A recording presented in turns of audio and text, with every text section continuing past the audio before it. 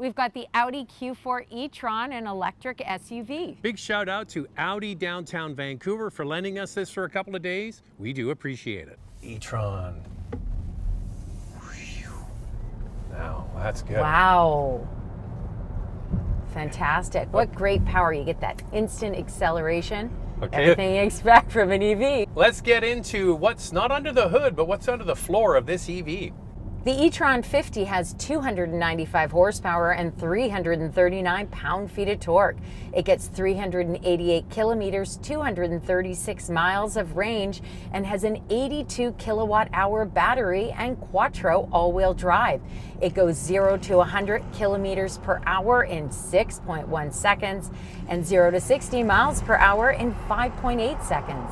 In the US, there is a rear-wheel drive model not sold in Canada. It's called the e-tron 40. It's the same size battery, but less power. 201 horsepower, but you get more range, 265 miles. So there's lots of questions about how does this stack up against, say, the ID4, the cousin of this, and then other electrics. We're going to do that, but we're going to find out now what you get with this. What are the key standard features? The base trim comes with a 10.1-inch touchscreen, wireless Apple CarPlay and Android Auto, a 10.25-inch digital instrument cluster, heated front seats, power driver seat, a manual passenger seat, a heated steering wheel, leather seating surfaces, a panoramic sunroof with a power sunshade, a power tailgate, and a tire repair kit.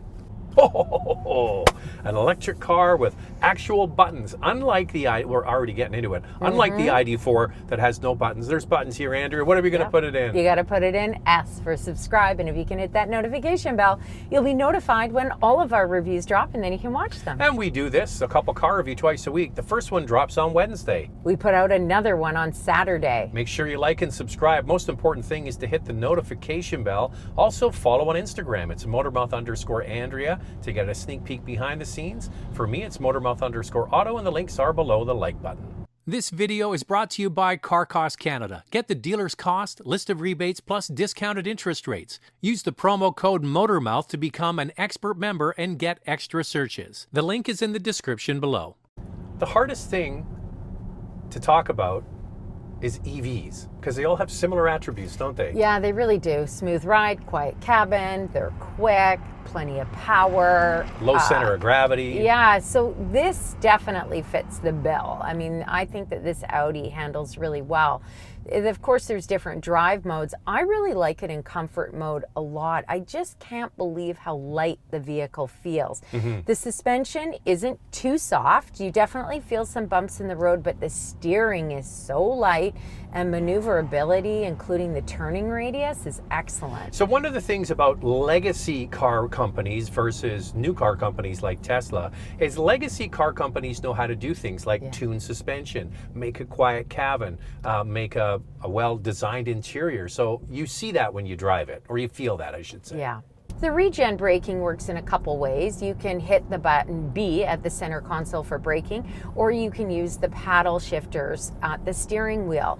There's 3 levels. It does not come to a complete stop, but boy, does it ever get very close.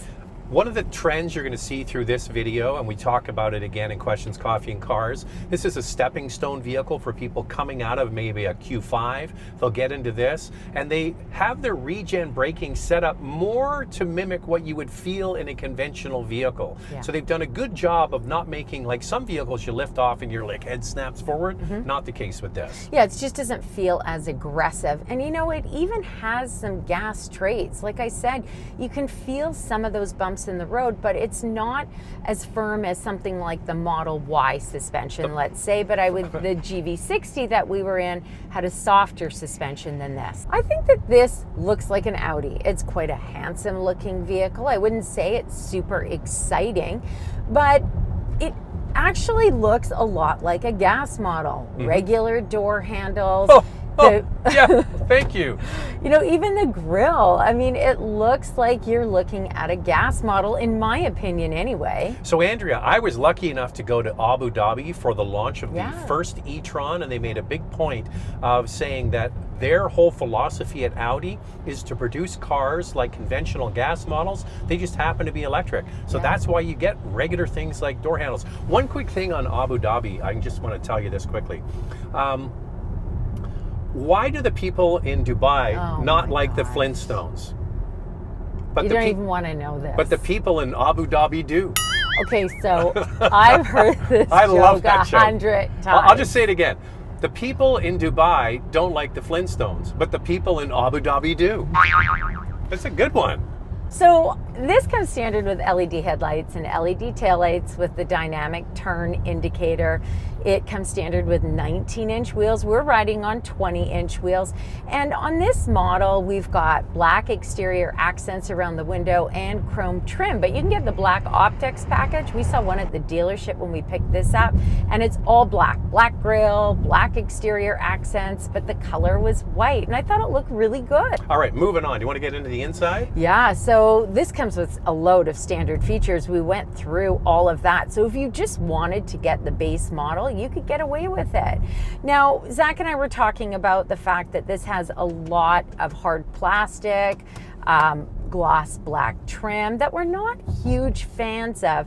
But when we get into the price point of this, you'll realize why Audi has done it. So if you want something different than this, you're going to pay way more. We're going to get into that. And this really picks up where the ID4 leaves off in terms of pricing. So it's not much more than the regular Volkswagen. Yeah. But back to the point I made a moment ago about building conventional type SUVs that people are used to, sitting in that seat, looking forward. If you said this is the interior of the new Q5, for example, you'd go, that makes sense.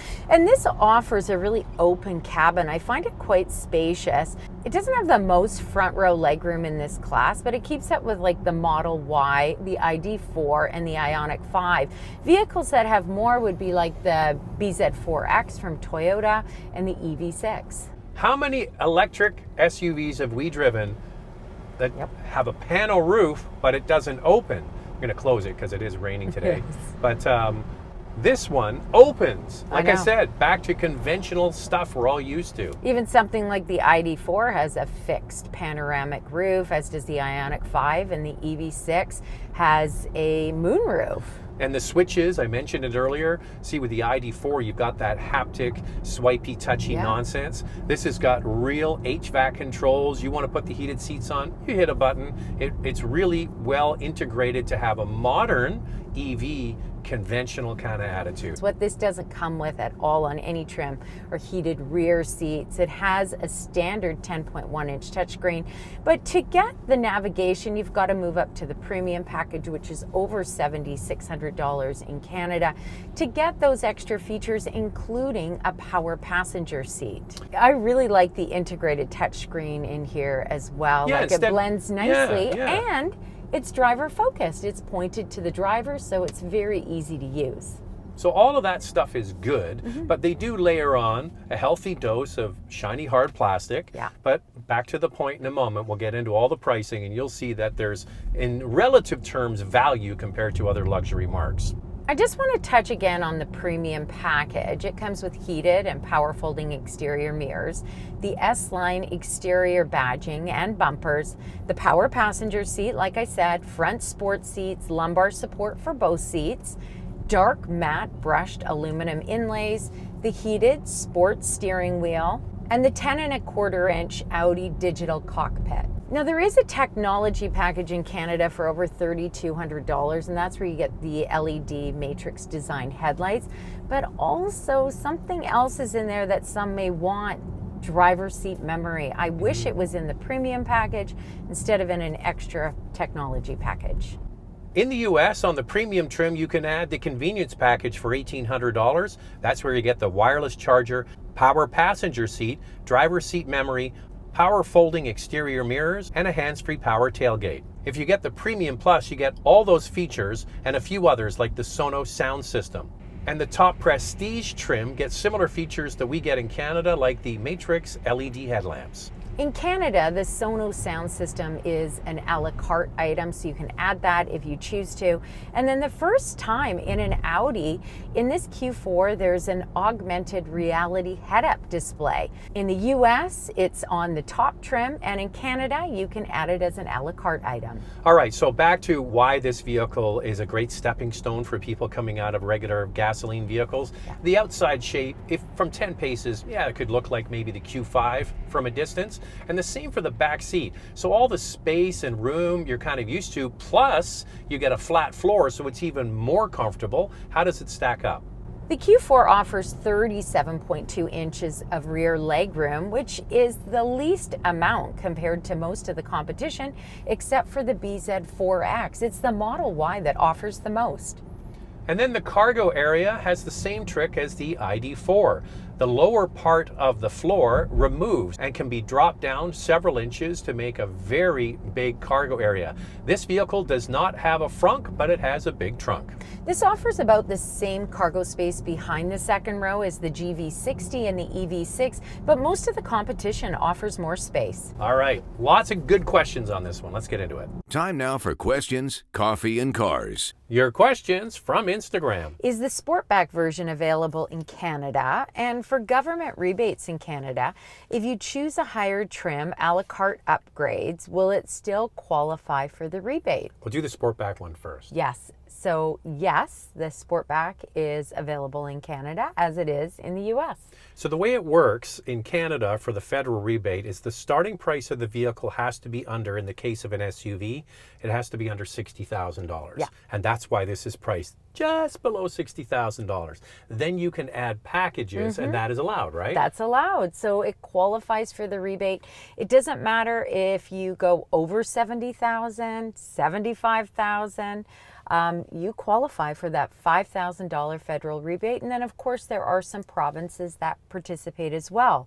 For our U.S. viewers, the 2022 Q4 e-tron 50 qualifies for a tax credit up to $7,500 in the U.S. The 2023 model is not listed yet, but the 2022 is, and that is according to fueleconomy.gov. That's the site I always go to because it's so confusing now. Yeah, and that is the official sort of Bible on these things, right? Not a big fan of that steering wheel. Well, here's some good news about the steering wheel. This is a sports steering wheel, and it is available in the premium package in Canada. But in the US and Canada, it comes with a regular steering wheel that's heated as a standard feature. You forget all about it. I understand it looks a little bit different. We've seen flat bottom steering wheels for a long time. Yeah. Now they're doing this flat top. The first one I remember driving was the Corvette had. There was another one we had recently. I can't remember what it was. Yeah. But you know what? You forget. After a day, it's like, it's the steering wheel. It works just fine. And I have to say the visibility to the digital cockpit is amazing. Wow, that opening is absolutely perfect. The most important thing with this vehicle, in my opinion, is the fact that it is like a conventional SUV. We put out a lot of content each week on the Motormouth YouTube channel, and it's super easy to find. All you do is go to the YouTube search bar and type in Motormouth. That's the name of the channel, then the brand you're looking for. In this case, it's Audi, and all our videos pop up. It's that easy. Intriguing model. Does it have a 360-degree camera or bird's eye view like the gas model? As for seating, how is comfort? Lumbar support for us mature drivers. Also wondering how seating position for petite short drivers.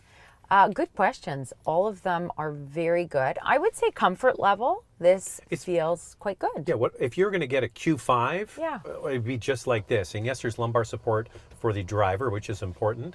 And Andrea's going up to housewares. I mean, come on. This is great for a petite driver. No problem here. And then A little too high for me. We went through the back seat.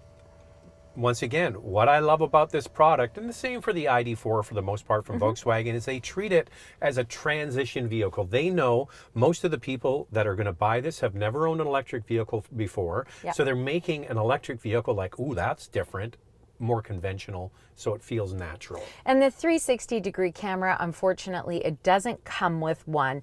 However, after finding that out from the dealership, I did hear from a follower who owns a 2022 model, and he says that he does have it, and that it has to do with the chip shortage. That's what I was going to say. Yeah. And now it's time for our hot topic. What's this one, Andrea? I love the style of the Q4. How does it compare for value against the Tesla Model Y, as well as the Volkswagen ID4? So we have vital stats coming up in a sec. You want to pay attention, especially to the price.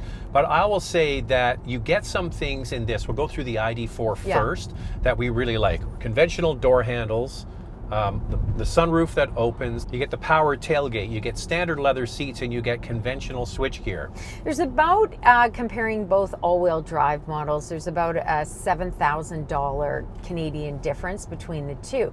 But the ID4 doesn't come standard anymore with the fixed glass roof or a power tailgate. You have to pay $1,200 for the panoramic roof, and you also can get the power tailgate in the statement package. So it does add up, and those gaps close in price. In the US, it's a bit of a different story. There's only a $2,500 difference between the two. Would you want a Volkswagen badge on the front or an Audi badge for a few $1,000s? Yeah, but I want to add that the power passenger seat, the panoramic sunroof, and the power tailgate in the US is included in that trim. The good thing is both of them, I mean, the packaging on this has been so well done that it still qualifies for the rebate. Yeah. So you're getting the money back from taxpayers. You're not getting it from the government. It's coming from taxpayers for you to buy your new car. Yeah. Now we move over to Tesla with the Model Y. As I mentioned earlier, legacy car companies have some advantages. They also have some things they've got to work on, like production capacity and all those sorts of things. But they know how to build a car with a good suspension and good noise insulation. That's where I think this shines over the Model Y. Yeah, for sure. And also pricing. In Canada, the Model Y is now up at $87,000 Canadian. The price. This is under $60,000. I mean, this just makes more sense. In Canada, qualifies for the EV rebate. The Tesla doesn't. Let's just wait. This one is, but it's $27,000 cheaper. Yeah. $27,000. The difference, you could buy a Honda Civic for that. I know. It's You crazy. buy yourself an extra car. Now in the US, it's a little bit different. The Tesla Model Y is around $67,000 US. That's a top model. It kind of comes with everything, that Model Y. Of course, you can add some a la carte items. So let's just pick the top trim, the Prestige in the US. It's just under $62,000. So that gap closes. Now, some might pick the Tesla for that little bit more because of the supercharger network. They've done a really good job with charging, and that might be important to you. Charging is kind of important. So you want to know, what is the charging time? Can you tow with it? And more in our vital stats. Let's start with pricing. The e-tron 50 all-wheel drive starts at just under $60,000 in Canada. In the US, the e-tron 40 rear-wheel drive model starts at just under $49,000, and the e-tron 50 starts at just under $54,000. The Q4 e-tron comes with a 9.6 kilowatt onboard charger, and with a 240 volt outlet, it can fully charge in 9 hours. With a DC fast charger, the Q4 can go from 5 to 80% in about 36 minutes. The Q4 e-tron includes complimentary 4-year access to Electrify Canada and 2 years to Electrify America. The towing capacity is 2,600 pounds. The warranty is 4 years, 80,000 kilometers, or 50,000 miles. So you're thinking maybe a luxury SUV that's electric? This one starts to come out looking good. Let's get into the competition.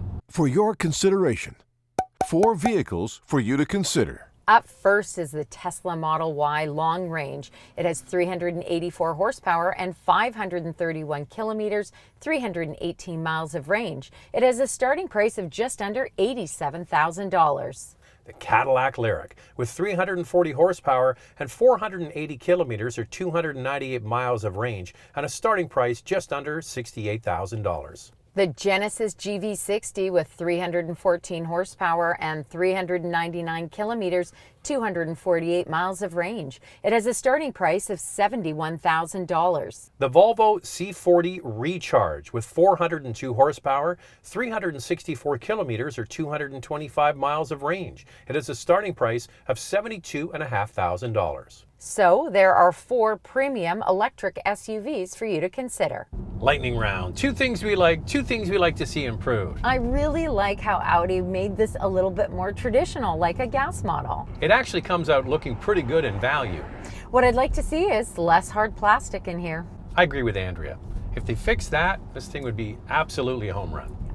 If you're looking for good value in the luxury EV category, you got to check this Q4 out. Thanks to Audi Downtown Vancouver for lending us this Q4 for a couple of days. We couldn't have done it without you. This video is brought to you by Car Cost Canada. Get the dealer's cost, list of rebates, plus discounted interest rates. Use the promo code Motormouth to become an expert member and get extra searches. The link is in the description below.